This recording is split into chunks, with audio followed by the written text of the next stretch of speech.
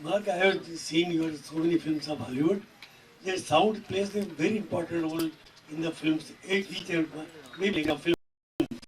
So what the sound says, the, the important part of the film. Any film you, maybe short film, maybe big, the background music and the music, they, in what way you put the music, by heart, by mind, by thinking, or by something else.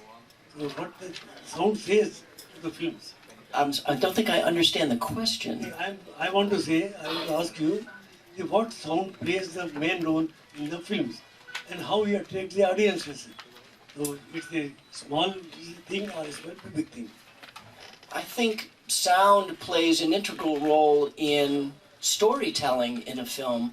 In some ways, sound can be the most efficient way to tell a story, because sound, we perceive sound almost subconsciously. We read sound that way, and we can place a character in an environment or in a situation, or tell something about the predicament of the protagonist of the film with the sound quickly. That would take much longer to do narratively, which is to say words, spoken words by an actor or an actress. We can be a very efficient way of telling a story. Often that can happen in a very subconscious way, because sound encompasses you. You feel sound. You don't necessarily intellectualize or think about sound. So we have this, what I call, backdoor way of getting to the brain and helping tell a filmmaker's story without the weight of having to do things with words. Obviously, we have 200,000 years of evolution responding and reacting to sound in a visceral way, and you can achieve a narrative value with sound that you can't achieve sometimes with just words or performance, because sound can be loud or soft or terrifying or comforting. There's so many adjectives you can use to describe sound that we perceive in an immediate way. And so therefore, sound is a very subtle and effective way to tell a story that maybe you can't do in other ways. Mark, can you tell us about... Please use the mic. Otherwise the listeners can't hear you, and I have to repeat your question. Can you tell about recording the sound of Leo the Lion for MGM? We have been hearing it for quite a long time, every time the film starts. Yeah, I'd be happy to. That's a fun story. I'm amazed. That's a very, very arcane piece of my filmography. In 1981, I did a film called Poltergeist, a very famous horror film in the United States, and maybe internationally as well. Do you know this film, Poltergeist? Steven Spielberg film. It was my second film with Steven after Raiders of the Lost Ark. And when it came, they gave us the image of Leo the Lion and accompanied it with the original Leo the Lion sound, which was made in maybe 1930, probably 1930s, very old optically recorded sound. I happen to have been out in the field recording lions and tigers, collecting source sounds for the creatures in Poltergeist, and it occurred to me, this sound for Leo is very old and not high fidelity, and here we were making a very high fidelity film in Dolby Stereo, and we were going to have a magnetic 70mm release, and I thought, why sully the soundtrack with this very old, tired soundtrack? So I remade the voice of Leo for the logo, and the studio loved it and made it their official logo for the next, I think, 15 years. And then 15 years later, I remade it for the studio's. I made a digital version. That was in the analog days. Once digital audio became ubiquitous, I remade it digitally, and then I remade it again at the request of the studio 5 years ago for their 50th anniversary, because they wanted a, Atmos 7.1 audio version of their logo to be big and impressive and kick off their 50th anniversary. So the little known fact about the MGM Lion logo is that the sound of the logo is actually a tiger. Lions don't really make those kinds of ferocious noises And of course, the logo looks ferocious, and we wanted to impart that sense of majesty for that, since MGM's an important studio, so the sound of the studio should be important too.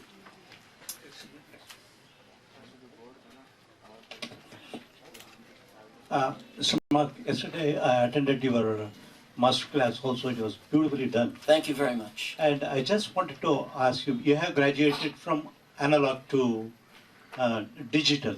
Mm-hmm. Do you really find that you have missed something when from analog to digital? And the other question is, what about the delivery point? You see, delivery point are very important when we do the projection and other things. I'm not sure what you mean by delivery point in the sense, projection to the audience, Oh, I see. Digital has only and unequivocally improved sound for cinema. I don't miss anything about it. The only thing I miss about analog is that in the early days, I've been doing this for 40 years, and I started editing on analog, sprocketed media, what we called magstripe. And you could only edit one sound at a time, and you could only listen to one sound at a time. So it enforced this kind of, you developed an ability to hear a mix in your head because you couldn't do it in actuality. You could only edit these crazy little sprocketed tracks one at a time. So anyone who learned in that methodology became a very successful digital editor because you learn to develop the sound in your head much like really any artist does. Any painter or sculptor or photographer. For example, the very famous American photographer Ansel Adams developed this notion of pre-visualization, and that meant that he saw the photograph in his head long before he left his home to go take the photograph. He knew the lens, he knew the film, he knew the shutter speed, and he knew the framing, he knew the enlarger settings he'd use. The whole idea was this notion that you develop the art, the image, the statement in your head before you actually execute. The only advantage of analog is that it forced you to learn those skills so that you don't waste time, as many people do in digital, fooling around. You have so much flexibility. You can do hundreds of tracks in a digital workstation, and if you're not disciplined, you will waste a lot of time. Now, in terms of delivery medium, it is only improved. We have greater dynamic range, greater frequency response and fidelity in the theaters, and a greater ability to immerse the audience in high fidelity audio with a greater ability to reproduce it consistently. In analog, you had an optical track and you had those little squiggles on the side of the film, and that was rife with problems. If that reader was a little misaligned, the high frequency would go away. There were so many things that could happen that would damage a perfectly good mix because the theater wasn't set up properly. Digital allows a much more consistent reproduction of audio, so the audience is assured a much more reliable and enjoyable experience in the cinema. How do you rate our projection, IFFI projection? Well, I've only been in Theater 1 here, and it was fantastic. I had no idea what to expect, but it was. I brought DCPs with me. Image looked perfect. Sound was perfect. Those movies sounded exactly as I remembered them on the mixing studio when we completed them. So if that's any indication, you're doing a great job. You're welcome. Yes, please. My question is that we understand what sound editing or recording is, but what is this sound design? Sound design is a way of approaching sound for cinema, and it's an outgrowth of a movement in the San Francisco area in California that started. It's actually, in fact, a term coined by the great film editor and sound designer Walter Murch that he developed during the making of Apocalypse Now. The idea of sound design is this, that there should be and can be and is one individual who's creatively, artistically, and aesthetically responsible for everything you hear. A sound editor is traditionally the person, certainly in the early days of sound, the person whose job it is to synchronize sound with the image. If you go out and shoot a a war scene and there's guns and cannons and airplanes. That's the individual that takes sounds from a library, synchronizes them with film, and ensures that they are mixed properly at the mixing stage. But that doesn't comment at all on how does sound go beyond the simple mechanical synchronization of sound. That's what a sound editor does. A sound designer works with the director much like the writer does, the actor, the cinematographer, the production designer, to think ahead about how is sound telling stories, not just how is sound completing the film like a coat of paint on a new car. That doesn't comment at all on the design of a car. I mean, you know, I think of Ferrari immediately because I'm Italian, and nobody thinks about why the car is red. It had to be painted. But we do think about Pininfarina, the great coachworks manufacturer in Italy that designs beautiful automobiles. That's what a sound designer does. They design beautiful soundtracks that carry the audience along as part of the story. And so generally speaking, a sound designer is in charge of, their purview is every aspect of sound. A true sound designer is responsible for and speaks with the composer, the production sound mixer, the sound editing team, the re-recording mixers, and everyone answers to the sound designer because there really should only be one vision for the sound of a film. That's what an artist does. You know, when you see a painting, that's the vision of one individual. Same with sound design. Mark, I have one more question. If the premises of the film is set underwater or in space where there is no sound, Yeah. no sound can travel, does it make it a little problematic? Well, the simple answer is no, because it would not be, obviously filmmaking, movie making is an artifice. So we ask the audience to suspend disbelief when they enter the theater. So you can't expect them to, you don't go to a movie to experience real life. You go to a movie to experience something new and different. So it's incumbent upon a filmmaker to deliver something that's special and unique and makes you forget about your life for 2 hours. So while it's academically interesting to consider that underwater there's no sound or there's no sound in space, it's not very interesting dramatically. So needless to say, now, which is not to say that, and of course the great example for that is 2001: A Space Odyssey. There's great opportunities to use that as a tool, but you should always use it selectively and in concert with what is appropriate for the dramaturgy. You wouldn't want a space film silent for 2 hours. It would be a Charlie Chaplin film in space, and there's nothing interesting about that.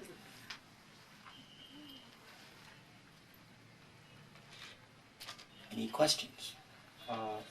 There's one question from my side, since nobody is wanting to ask a question. Give me one. Is this mine? I'm sorry, my mouth is very dry.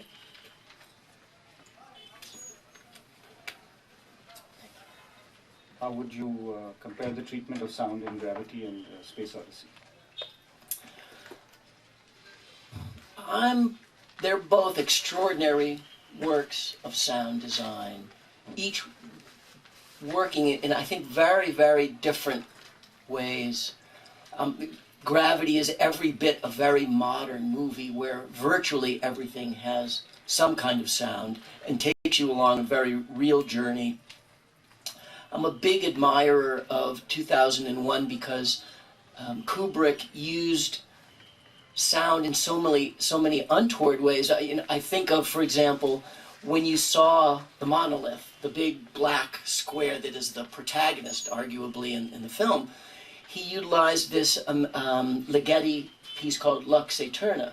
And it's this chorus or choir of hundreds of voices microtonally tuned, and you never knew if it was music or sound effects, but you knew it was the sound of that thing. And I found that was a really evocative use of sound that just told his story without you having to think for a moment, is that a sound effect or is that a piece of music?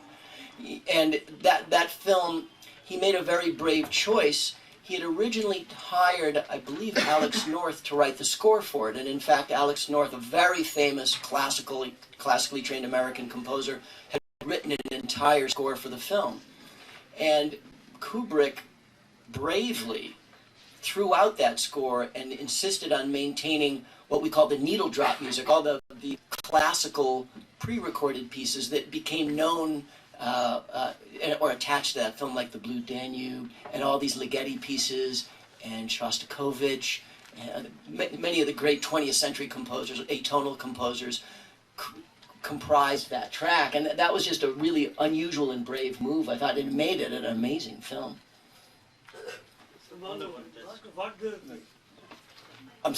Right here, I'll get to you next.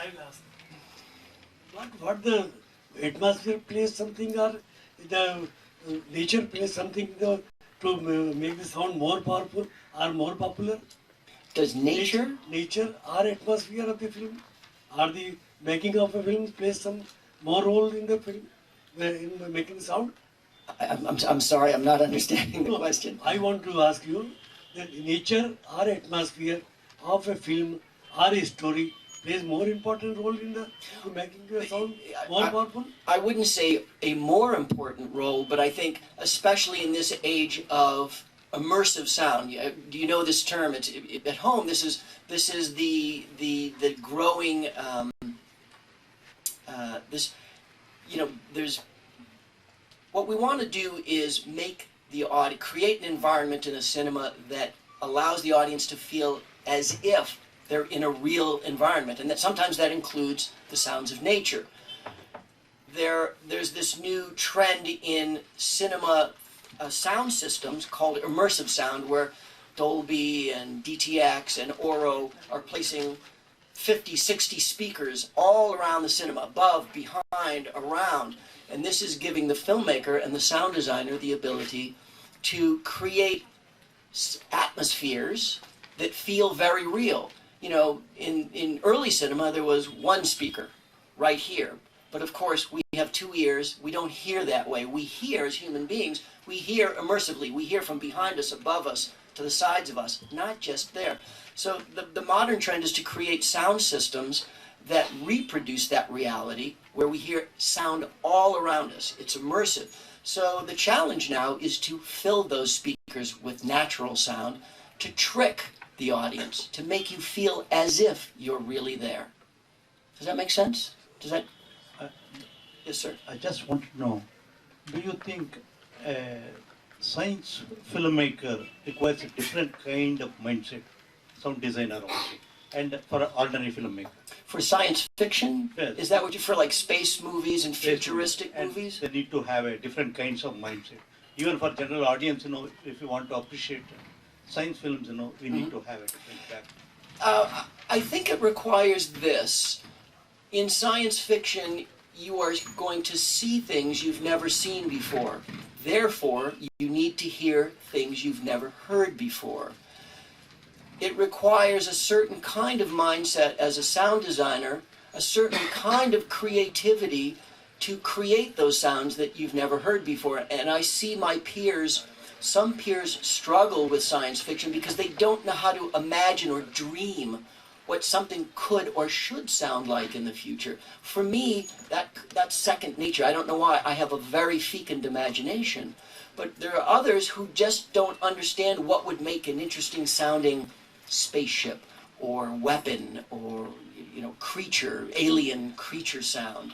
That's what I love doing. I love being in my studio and just fooling around with sounds and synthesizers and experimenting and seeing what crazy noises come out. Inversely, often the people that are very good at science fiction sound, because they have one, maybe they're sort of left brain oriented, the right brain oriented are very good at reality, placing an audience in an environment that they understand. I don't know if I'm explaining this correctly, but it's a very different sense. Believe it or not, I think creating a believable cinema reality is the harder sound work to do. And the reason is that all of us have an experience of reality. You know what the real world sounds like. So in cinema, if we want to trick you into believing what you're hearing is real, because of course when a movie is shot, that's not the sound we use. That's a much harder job to place you in that, within that realism. You're welcome. Anyone else? Me too. Okay. We're good. So we can, Okay. Thank you very much.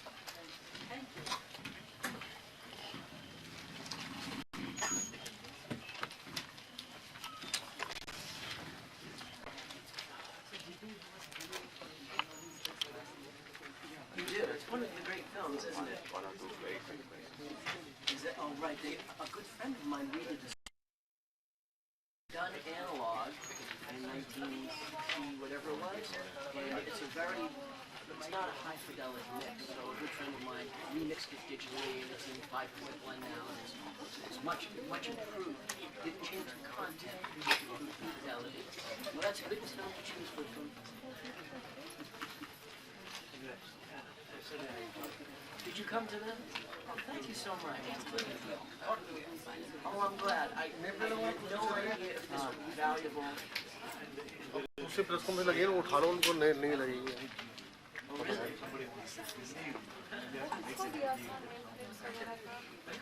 वही कर रहा था ना लड़का Yeah.